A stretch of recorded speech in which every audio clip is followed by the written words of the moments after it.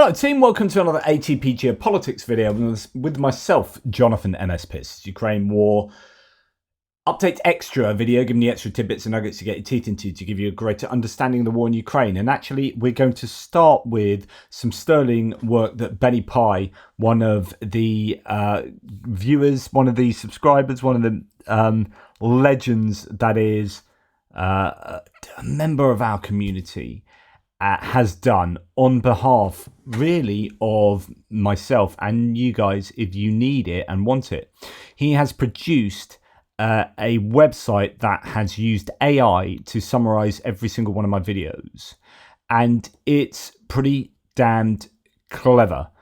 So if we go to the front page here, ATP Distilled, and this is the website address, atpgeo.youtube.erg.uy. I will put that in the description below. You can go and check all the different videos I do, news, extras, frontlines, interviews and lives. You can even look at merch and whatnot. You can get a summary of each of the videos, and you can even do a search and you can search by categories, as they are, I presume, categorized by AI, and a full text search. So, for example, if you want to see in my videos, I've talked about, I don't know, Olaf Scholz, right? And you're like, oh, what's that video where he talks about Scholz doing whatever? You put in Scholz into the search, and it comes up with all the search results for Scholz, right? Olaf Scholz. And here, that is because the AI sets each video into like little chunks that it then titles. So actually my video is not called Olaf Scholz, another obstacle to greater military support for Ukraine.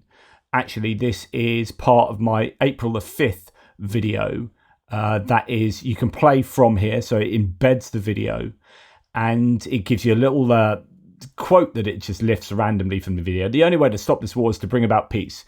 It's for me not to help and not to let him beat her up and steal her purse and leave her bloody body on the floor. So that's obviously something I'd said in there with regard to an analogy. And anyway, it splits a video. Hello team, UN Security General corrects statements on strikes. US expects Russia to back resolution banning nuclear weapons in space, so on and so forth. And then you can get to a bit that is, there you got Jake Sullivan, anti-escalation stance is holding back the US aid to Ukraine. Absolutely. And then a bit on Olaf Scholz, another obstacle to greater military support for Ukraine, ? And here, it does it in the third person. It's just really clever. So this section says, Jonathan turns his attention to Germany's Chancellor Olaf Scholz, arguing that, like Jake Sullivan, Scholz's main priority appears to be avoiding escalation and a direct confrontation between NATO and Russia. By the way, that is grammatically perfect. It is used... is demarcated the clauses perfectly within that sentence. Jonathan quotes Ana Palacio, former foreign minister of Spain, capitalized perfectly there, who accuses Scholz of essentially being led by the US when it comes to Ukraine. Scholz waits to see what Washington does and then follows suit. This means that if the Biden administration is cautious, then so is Germany. This is absolutely amazing. Like, that is amazing. That, for me, just talking nonsense, the AI has made sense of that and summarized all of it into really cogent paragraphs and sections. Now, it's not a transcription of everything I say. So, for example, I did a search for my drowning person analogy, and I couldn't find it because it kind of takes on board what I've said and it does it. It's not word for word, right? And sometimes it'll cut out like little analogies and sides and stuff to just give you the broad synopsis of the videos. But it's absolutely incredible what AI can do and what Benny Pye has done in order to get this working. I mean, absolutely brilliant stuff here. So I don't think the merch page is done. It's the work in progress. He's given himself a to-do list still. But the main nuts and bolts of this is up and running. ATP Distilled. I love that in a whiskey glass with the whole kind of a cosmic feel to it. I love it. I love it. I love it. I love it. Brilliant. It's just amazing, you know, when I think Chris has done the designs for the shirts and Grimsoft has done the Discord server and JR has done all the mapping. These guys are just amazing. And Benny Pie is another one there. I mean, we should all get together and have a party one day. Just drinking and talking into the night. That's my.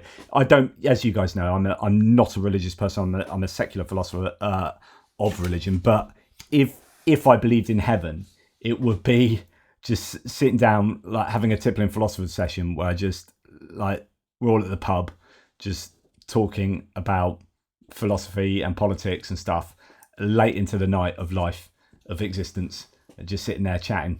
And you guys are welcome to join me in heaven.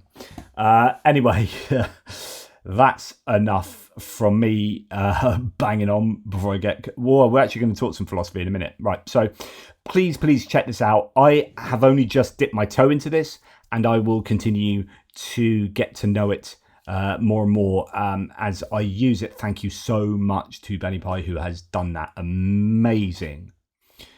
And actually, we're going to go for the first kind of extra, proper like Ukraine newsy stuff. We're going to go back to a previous video I've done in which I discussed my normal drowning in a pond lake type scenario.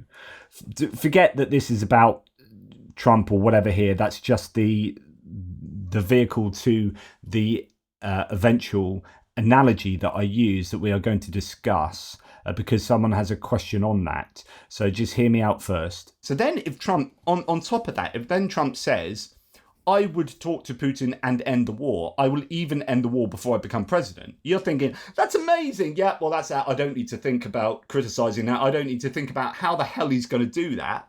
Like this 2.5-year war that's incredibly complex now, involving much of the rest of the world, but Trump has sought that even before he becomes president. But he's never told anyone how he's going to do that, and Zelensky's asked him how, because he said people are dying if you know how. So this is a really good point, actually. Like, if Trump genuinely knows how to sort that out, and he's not letting people know, then these deaths are on Trump. So if he's complaining about people dying, this is on Trump. That's like me saying, I've got the cure for cancer. I've got the cure for cancer. I know how to cure cancer. Yeah, can you let us know? Probably not until you give me loads of money for my birthday.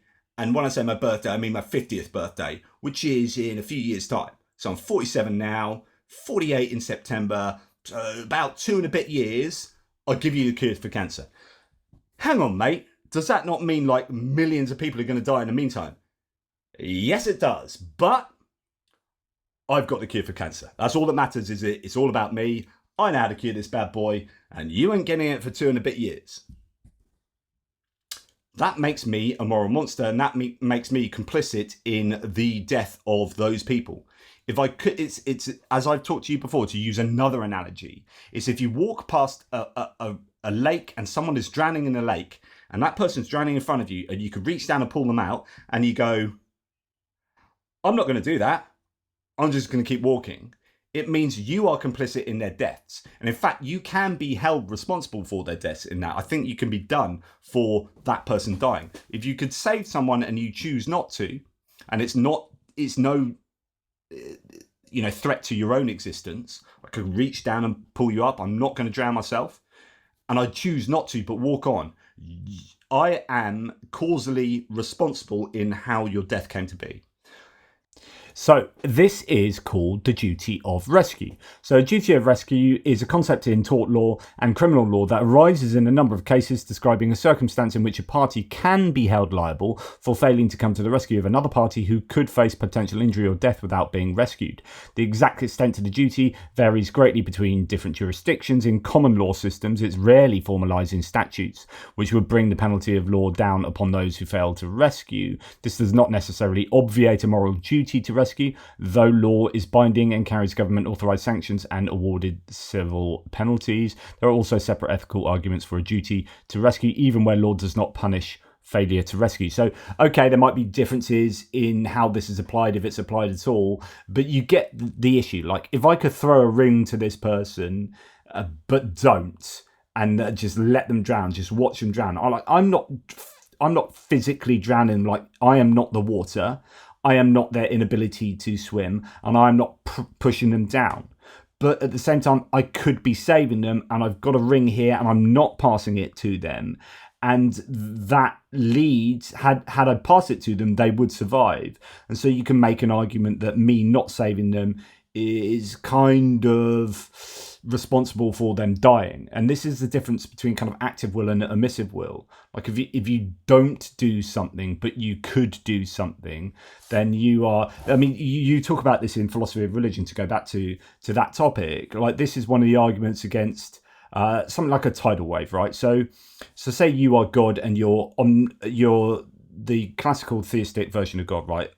Omnipotent, all powerful, omniscient, all knowledgeable, omnibenevolent, or loving, right? So I'm powerful enough to be able to do something about anything. I'm knowledgeable enough to know what to do, and I care enough to want to do it. So if I see a tidal wave like killing 100,000 people, and I'm God, and I'm sitting there, and I don't do something about that, but I could do something about that, then I am complicit, especially when I've designed the entire system and plate tectonics whereby that happens, and I know it's going to happen in advance. Then I am definitely complicit in that happening, and therefore am morally accountable for that happening if I choose not to save those people. And those people dying must be the will of God. Whether it's active will, like it's not like I actively want them to die, I'm just not stopping them from dying when I could. And so therefore my desire is that they die. So this gets into, I mean, you know, these are many of the arguments involved in, you know, why I believe what I believe. But, you know, these are problematic arguments in that context, but you can apply them to humans here. And I don't want to get into like arguments about God or anything, but just to give you the grounding of what we're talking about, because JR then asks me this, and I think this is worth some little discussion here. So, great analogy with a drowning person, considering Ukraine as a drowning person. So Ukraine's a drowning person, and the general population are bystanders. So I'm curious about your viewpoint on our responsibility. So morally, we should help if we can. Ethically, we should support justice and human rights, and practically, we should do what we can within our means, like advocating for political action, donating, and spreading awareness. And that's kind of, we all do all of those things to differing degrees, right? How do you think we balance these responsibilities, and what more can we do to support Ukraine? Because it feels like I can't swim, I don't have a phone, and don't know the person who could swim. Even if I knew that person, they seem to be a long walk away from this lake, so it feels like the only thing I can do is watch this person drown. Really well constructed statement from JR here. Absolutely love this, because this is philosophy and this is great. And it gets us thinking, right? Like, when is enough enough? And really, this is a question about moral perfectionism, which is a bit of a problem in terms of like delineating how much is enough, essentially. So you get asceticism. So you get people who live these spiritual lifestyles that say, right, I need to be the perfect iteration of who I can be, and so end up retreating from life completely and you know, withdrawing from the world and practicing their kind of spiritual existence, living completely frugally, abstaining from worldly pleasures and all that kind of stuff. So that's kind of one sense of perfection for them. You got, say, religious Jains, like as in Jins, the spiritual system within India particularly. Do not injure, abuse, oppress, enslave, insult, torment, torture, or kill any creature or living being is in Jain scripture. So in following the discipline, Jain monks may be observed treading and sweeping in their temples with the utmost of care, so as to avoid accidentally crushing crawling insects, or wearing muslin cloths over their mouths in case they should accidentally swallow a fly. And that's the idea. I was having a pint last night with my mate Tobin. We're shooting the breeze and talking about stuff like this. It's my idea of heaven. I was in heaven last night, and there was a fly in my. It must have been a fly. I was like, oh, this bitter. I was having a pint of bitter. It's really bitter. Oh, it's disgusting. And then there was something in my mouth, and I spat it out, and basically a fly got into my beer, and I drank it and then started chewing it. It was really bitter and horrible. And there was, I accidentally killed a fly.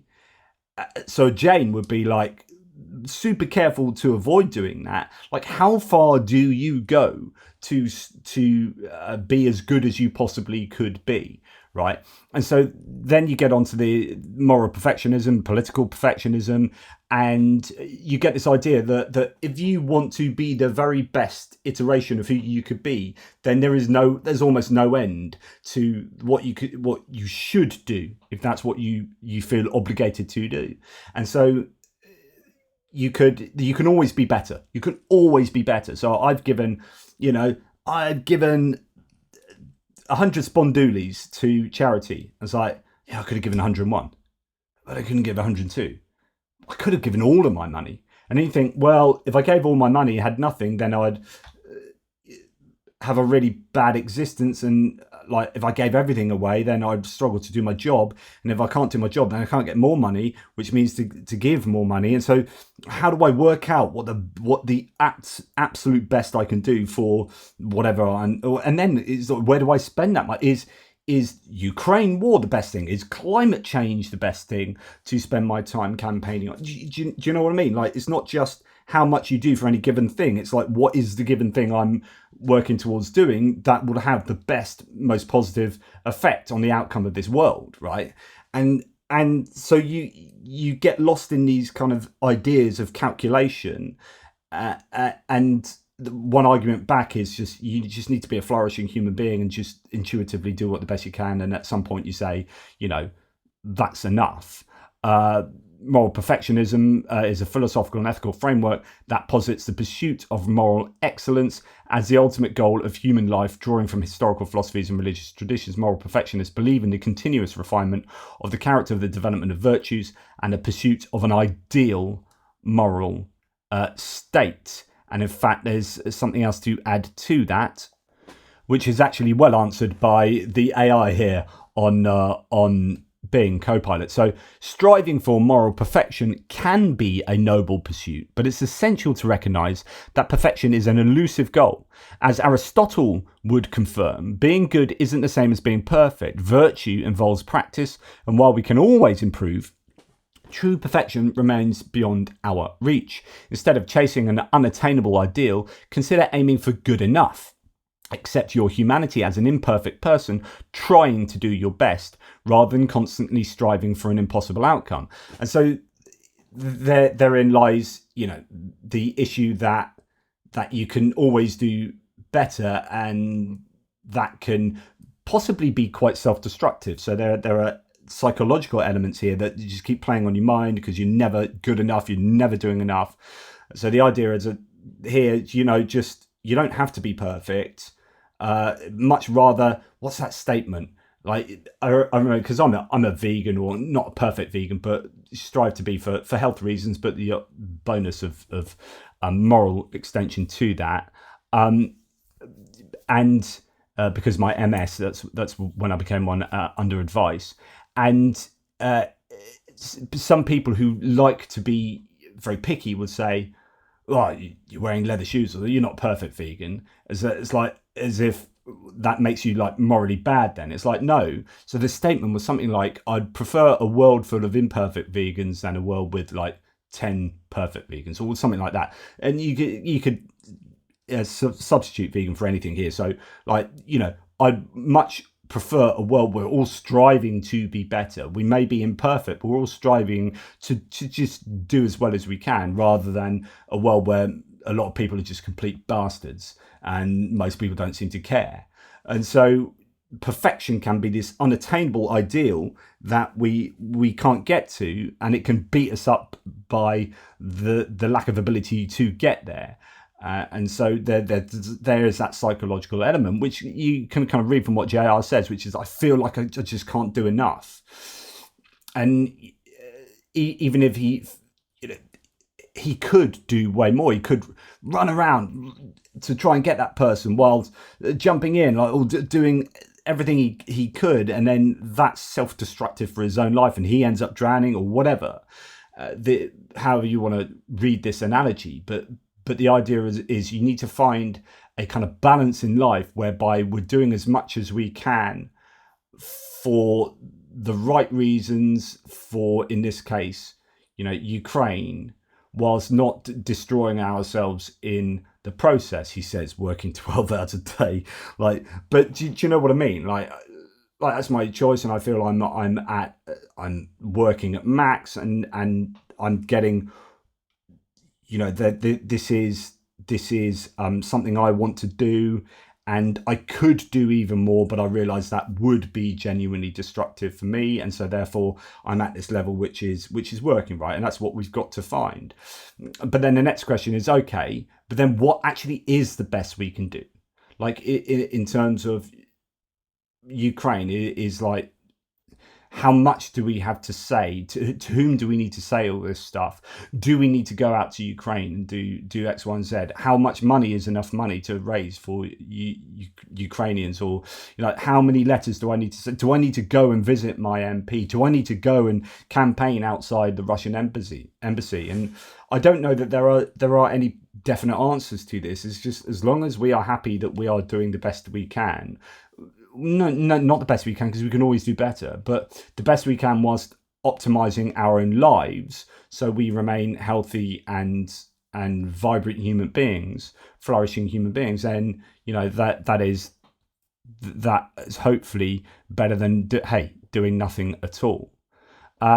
There's this idea of supererogation here, supererogatory actions, where you go above and beyond what you need to do, and that's nice to be going above and beyond what we should be doing. But then, what is above and beyond, and is that like some arbitrary line? Is there such a thing even? But so these are the kind of discussions that don't necessarily have very clear answers. And JR's working really hard, for example, on the NATO trucks, that I'm just the vehicle of being able to deliver that to you guys. And he's a guy that's making that happen. And together we're this team with you guys that hopefully ends up getting a vehicle to a unit in Ukraine. And could we do more? Could we try and raise two vehicles? Could we get more people on board? Yes, probably could, but my goodness, that'd be us working ourselves to the bones or whatever. And I think we should hopefully be eventually proud of what we've done in doing that, particularly JR there.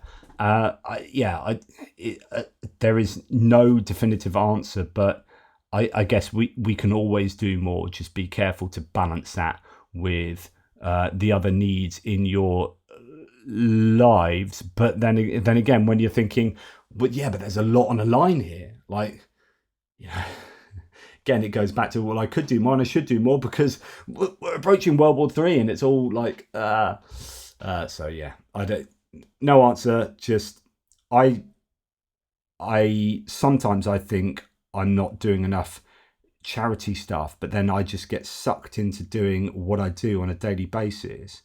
But hopefully out of that, it motivates other people to do things like that. And then when JR gets hold of me and says, come on, JP, we need to do this, I'm like, oh yeah, we need to do this, right, let's do this. And it goes back to like that, there being a team of us that can allow that to happen. And Chris from Clockwork Designs, goodness me, how did I forget that? Who's designing the badges for the NATO patches. He's another member there, who's like, we're all hopefully doing this, for the greater good.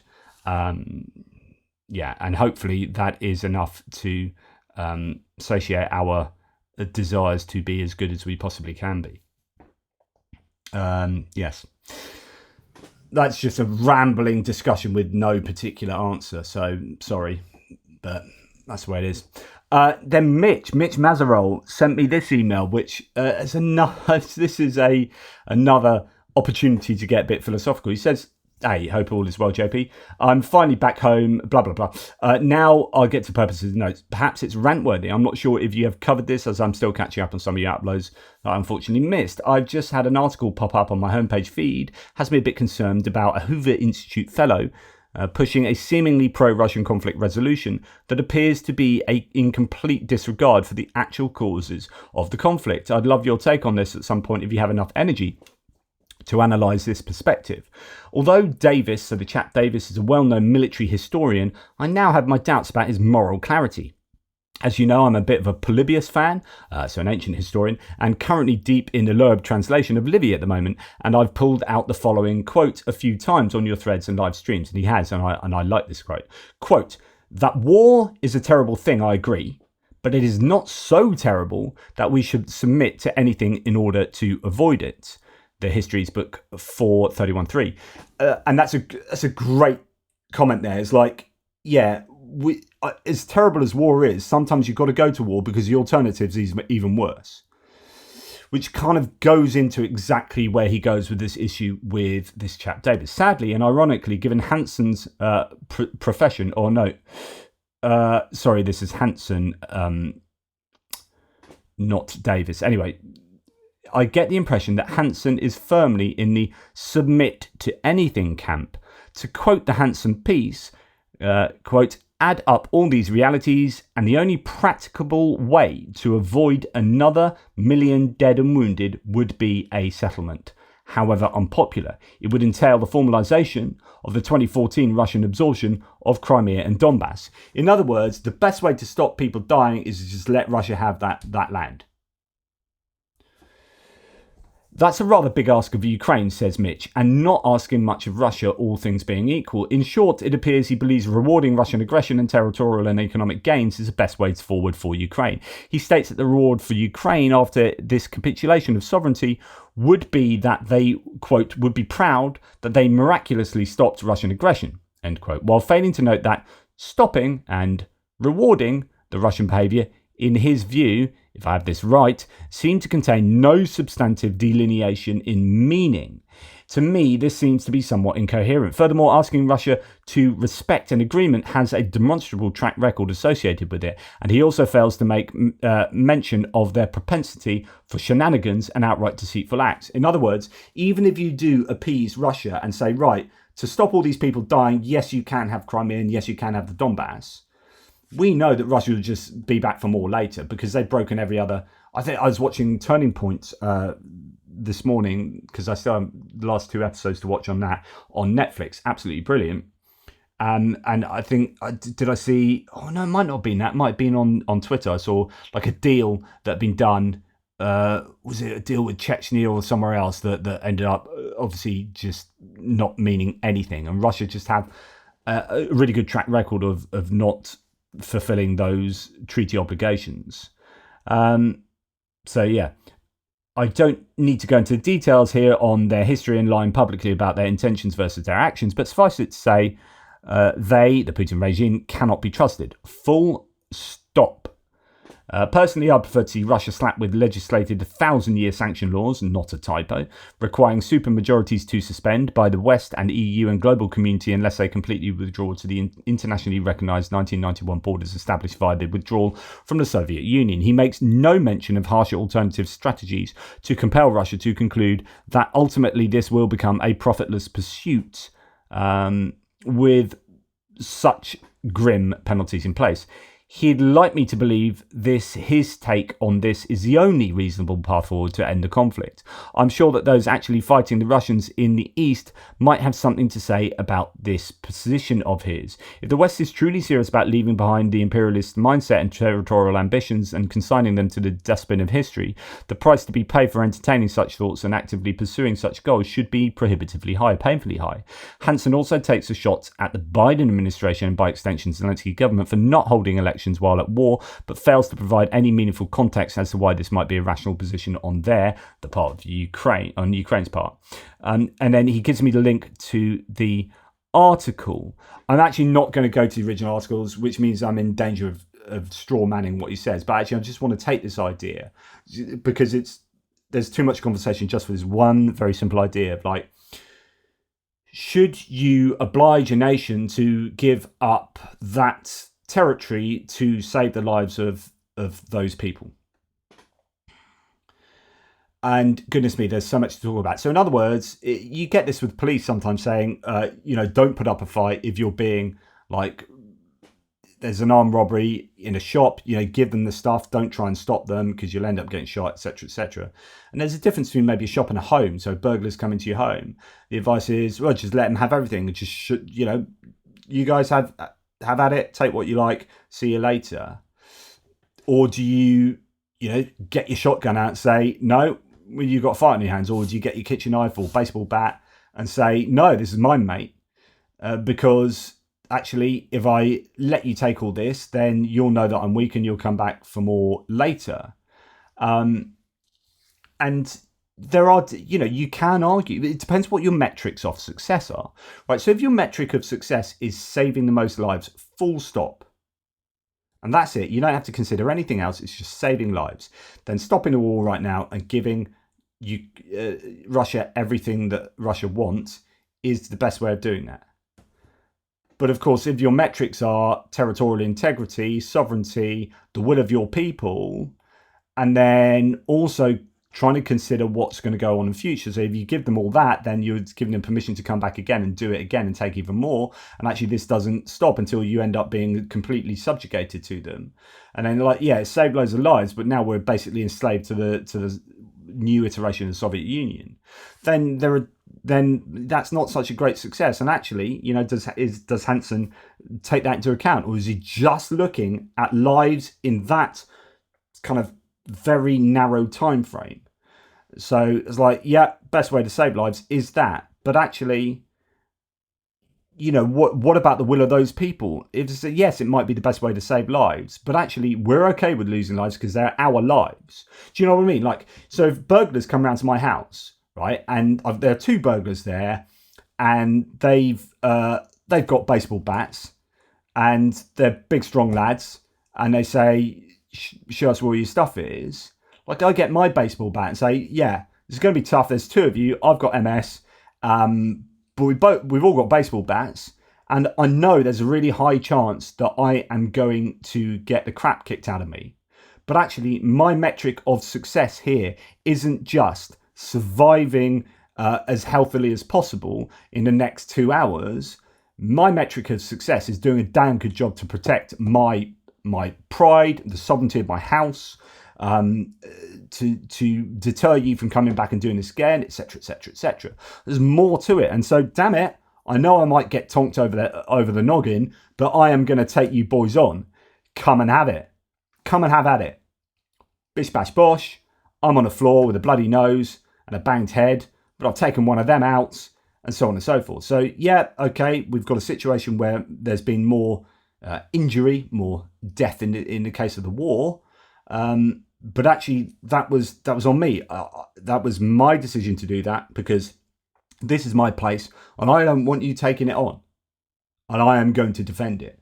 And so if that has, and I'd like to put Hansen in that exact analogous situation and say, would you just give up every single time there's any remote sense of danger? If a mugger comes up to you, you just straight away out, there you go. Are you just always walking around just weakly accepting anything, or do you ever stand up to anything, to what is good and what is right? Because what you then do is not just in this situation, so it's about the geopolitical ramifications of this. So take it out of the burglary. Well, the burglary situation is if we do this and then the next house does this and the next house does this, then all you're doing is teaching aggressors that it is damned easy to go around and burgle everyone's houses, and they will just continue doing that. There's no deterrence for them. So actually, the sacrifice of the Ukrainians is itself a deterrent to say we're not all easily walked over. And no, I wouldn't end up doing this to Georgia, because we're going to give you such a bloody nose now that actually you're going to be unable to do this to Georgia, at least in the next 15 years. So there's so many more ramifications when you put this into the geopolitical context of stopping Russia from doing this to other countries, and doing what is right. Not just rolling over and rewarding the aggressor, which is exactly what Mitch kind of talks about here, that kind of rewarding aggression. And sometimes you've just got to go to war because the alternative is worse. So the subjugation of your country and the stealing of all of your resources for Russia, for the engorgement of Russia and Putin. Especially when you look at, just again, as I say, I was watching the episode 8 of Turning Point on Netflix this morning, and Putin, taking 50% of all of those oligarchs' incomes after he'd imprisoned Khodorkovsky back in whenever it was, early 2000s, and said, right, not having that again. He called out corruption here. So if you want to exist, I'm going to take 50% of what you're taking. And a lot of those oligarchs went their different ways, and he got in his ex-KGB mates as oligarchs. I mean, the whole thing is a kleptocracy where he is supreme kleptocrat, Putin. And so Ukraine ends up being a kind of a bank vault for him that he can just raid at will. And the people just become subjugated to the will of Putin in much the way, and probably a worse way, almost certainly a worse way, than the people in his own Russian Federation who don't have it particularly good. It's all right if you kind of don't want any political enfranchisement. They're all completely disenfranchised, and they go around getting on with their daily lives, but there's not that much investment in the people of Russia because it's all in Putin's super yachts and palaces and so on and so forth. And they have a form of subjugation. They might not realize it, but they are completely brainwashed by state media and are unable to achieve much of what they otherwise would be if they had a free and fair democracy in place that was interested in the flourishing of that society. Well, Ukraine has that to a much greater degree and is striving for an even better version of that. And so to give Ukraine to the Russian aggressor is also to give up on that future, and is to give up on all of those good things. And the Ukrainians, this is not about me deciding what's good for them. It's not about Russia deciding what's good for them. It's about Ukrainians deciding we are okay. We're not okay. It's horrific and you guys are bastards. But we are willing to sacrifice X number of people in order to strive for our goals of a free and fair country where we have democracy and a rule of law as it pertains to these ideals and not to these kind of Russian imperialistic ideals. So so much more I think to consider than just the metric of saving lives, especially when those are the people that get to decide whether they want to sacrifice their lives for those ideals. It's not our decision. And if they make that decision to do that, then let's bloody well help them to minimize the amount of those people who die and to maximize the effect on the aggressors so that they don't do that again or are unable to do that again. And we should support that positioning. If that is what they choose to do, and it appears to be what they're choosing to do. So this isn't like we are sending Ukrainians to die on our behalf. They are fighting willingly for their own ideals, and that is also the right thing to do, morally speaking. And again, depends what your metrics are, though. I would say it's the right thing to do. And it's the right thing to do for us to help them. And this is one of those very rare occasions where the whole moral evaluation of that aligns very well with our own strategic, economic, political, geopolitical strategizing as well, and objectives as well. And so therefore we will support you not just because it's right, or not even because it's right at all. Actually, from a government point of view, we'll help you because it's strategically advantageous for us to help you. And it's also good, which is great. But from a personal point of view, we concern ourselves more with morality as opposed to geopolitical strategizing. I hope that it might not fully answer that, because actually there's way more talking to do about that and about what are the other benefits that you may obtain by standing up to the aggressors there. But yeah, I think that's a really great email, Mitch, and thank you for sending that on. And do we have time for the final one? Don't worry, it's not going to be philosophical. But this is Natalia Bogayova saying Putin didn't invade Ukraine in 2022 because he feared NATO. This is a bugbear of mine. He invaded because he believed that NATO was weak and his efforts to regain control of Ukraine by other means had failed, and that installing a pro-Russian government in Kiev would be safe and easy. The primary goal of the Kremlin's anti-NATO rhetoric has been to justify Putin's foreign policies. That often had little to do with NATO, as my ISW colleagues Kat Stepanenko and Dr. Fred Kagan and I have written.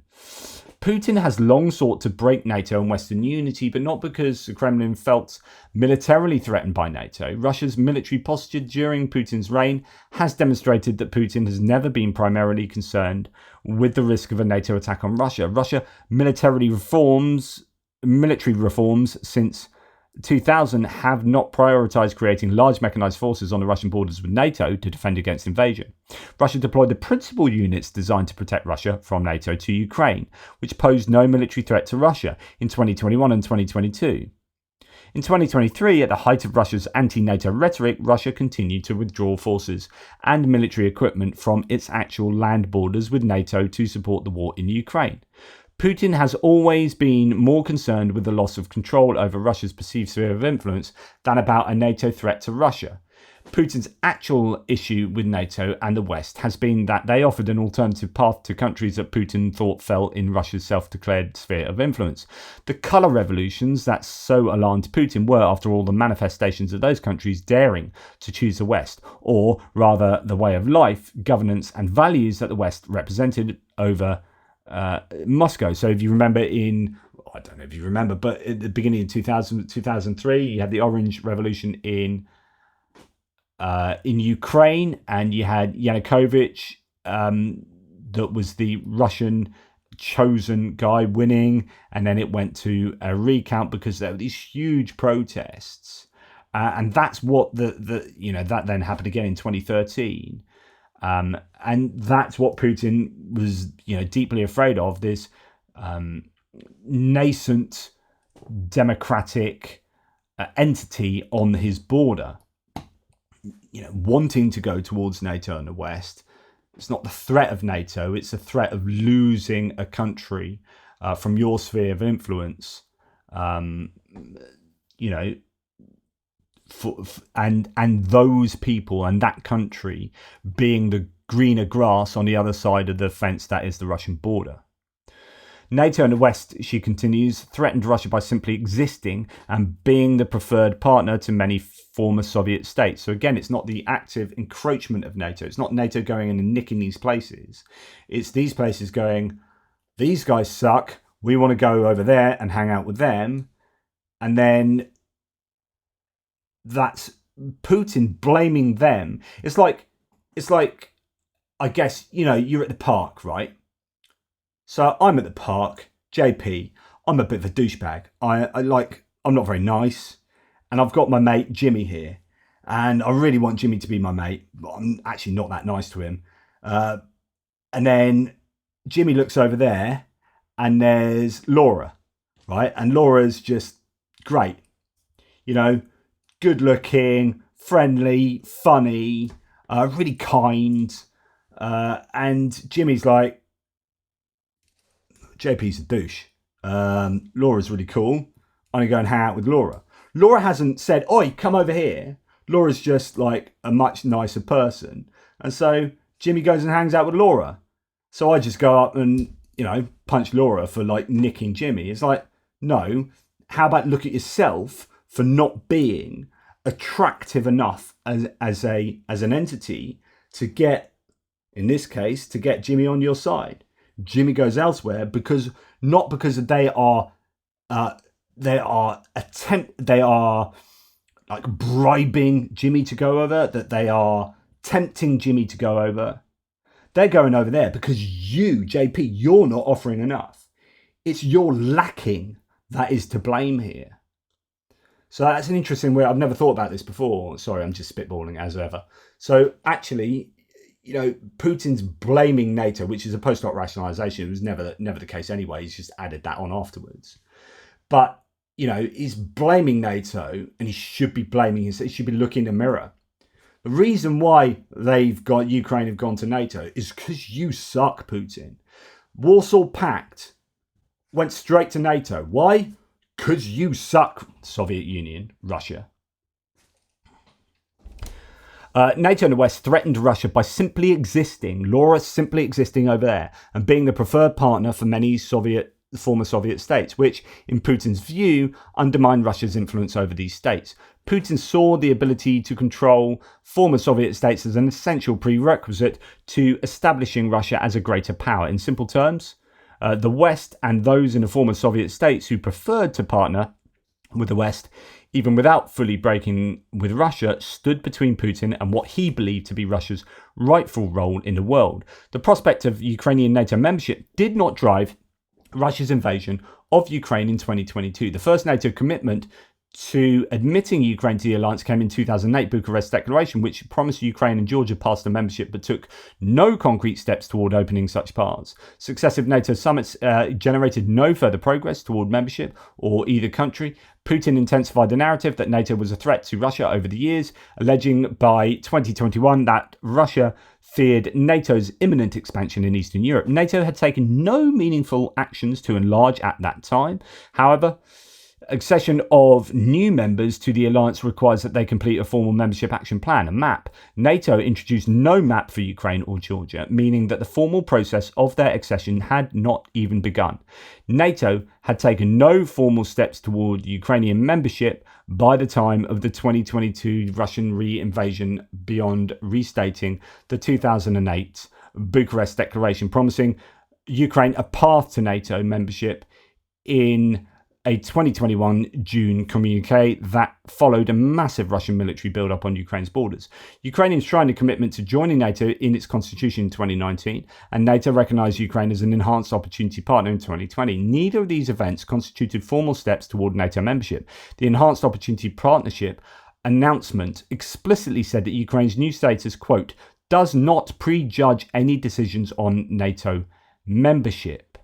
And the blockade on Ukraine's accession to the alliance that Putin had helped establish remained firmly in place. Russia had succeeded by 2022 in freezing any move by Ukraine and into NATO in accord with the 2008 declaration, and there was no plausible argument to make that any further enlargement of the alliance was imminent. Hungary's relatively pro-Russian position and NATO's unwillingness to absorb a new member state with an unresolved military conflict with Russia meant not only had there been no meaningful progress toward Ukrainian NATO membership by 2022, but also no progress was on the horizon.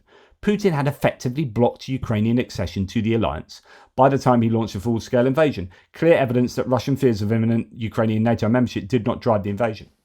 Okay, translated means that there was no real chance of Ukraine joining NATO because of the war that was ongoing with Russia in 2014 onwards.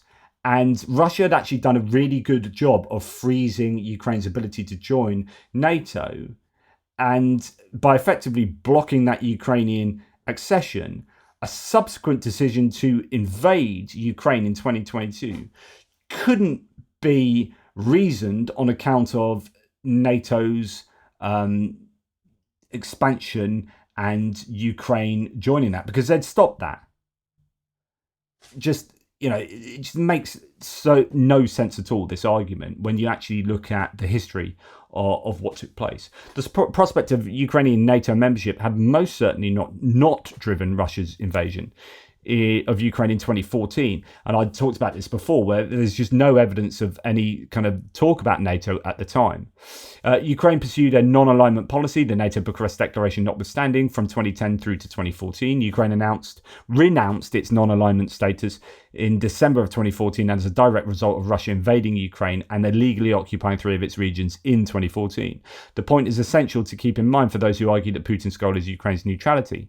So actually, they only took that kind of positioning back on after the invasion, right? So in other words, like, Russia can't well, they didn't even mention NATO at the time, but they can't retrospectively say we were worried about NATO expansion in 2014, so we invaded and so we annexed Crimea and Donbass, because that actually further caused Ukraine to jump a little bit further towards NATO. And finally, Russian fictional rhetoric notwithstanding, nothing about the NATO threat was more urgent in 2022 than it had been for years, and Putin could offer no plausible reason for thinking that it would become more urgent anytime soon. We must look elsewhere for the explanation for the 2022 invasion, and therefore for Putin's actual war aims. Absolutely agree there. Really good analysis. Let me know what you think. I'm going to keep that one in mind because I think that would be useful in the future to refer back to.